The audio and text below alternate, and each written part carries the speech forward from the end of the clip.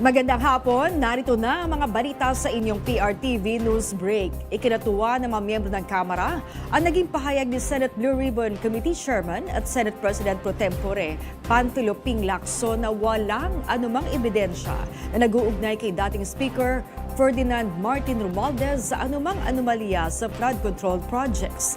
Unang sinabi ni Lanao del Sur 1st District Congressman Zia Alonto Adyong na isa itong malinaw na halimbawa ng investigasyon ay dapat na nakabase sa katotohanan at hindi sa ingay lamang. Isa rin itong malinaw na pagdaan sa tamang proseso na ang mga aligasyon ay dapat na may kaakibat na ebidensya, affidavit at documentation bago mag-akusa. Ito rin ang sinabi ni Deputy Speaker at Antipolo City Congressman Ronaldo Puno.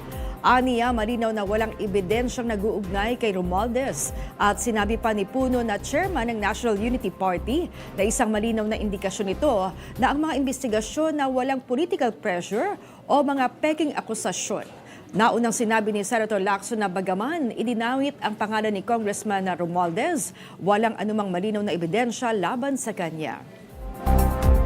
Pinagmalaki ng Quinta Commission na ang pinakamalinaw na pamana ng 19th Congress ay ang naging papel ng House of Representatives bilang matatag at maasahang katuwang ni Pangulong Ferdinand R. Marcos Jr. sa laban kontra mahal na bilihin, lalo na sa bigas. Sa isang pahayag, sinabi ng Quinta Commission na noong panahon ni dating Speaker Ferdinand Martin Romualdez, ipinakita ng Kamara ang uri ng liderato na tahimik, ngunit epektibo. Hindi pa ingay, hindi pa press release, kundi trabaho sa mga komite at paghimay sa problema kung saan ito nagsisimula. Sa gitna ng tumataas na presyo ng bilihin, nanindigan ng House bilang katuwang ni Pangulong Marcos Jr. sa paghahanap ng solusyon. Hindi sa pamamagitan ng sisihan, kundi sa pamamagitan ng konkretong hakbang. Ang Super Committee o Quintacom ay pinagsamang komite ng Ways and Means, Trade and Industry, Agriculture and Food, Social Services at Food Security upang tutukan ang ugat ng problema, smuggling, hoarding, price manipulation at gutom.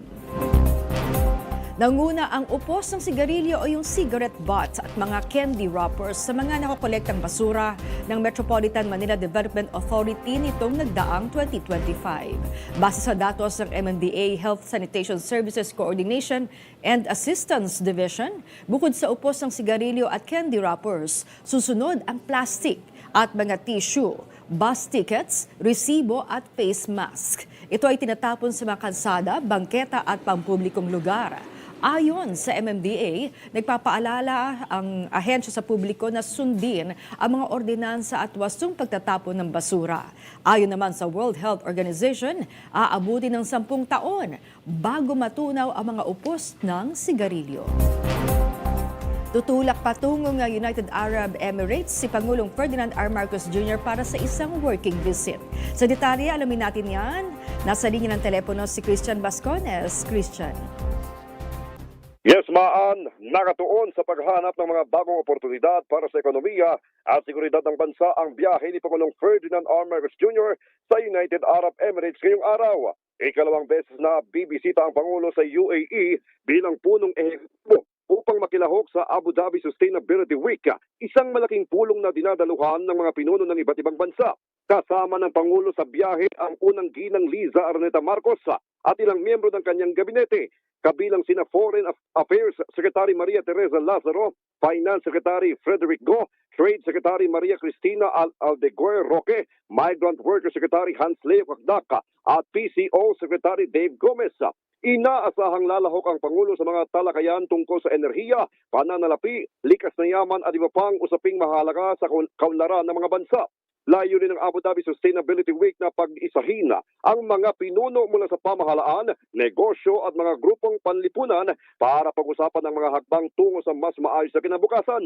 Inaasahan din sa biyahe ang paglagda sa Comprehensive Economic Partnership Agreement o CEPA, ang kauna-unahang ganitong kasunduan ng Pilipinas sa isang bansa sa Middle East, kasama ang isang kasunduan sa kooperasyong panseguridad.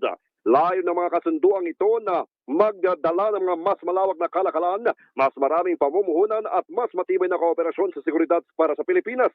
Itinalaga naman bilang caretakers ng bansa sina Executive Secretary Ralph Recto, DSWD Secretary Rex Gatchalian at DAR Secretary Conrado Estrella III.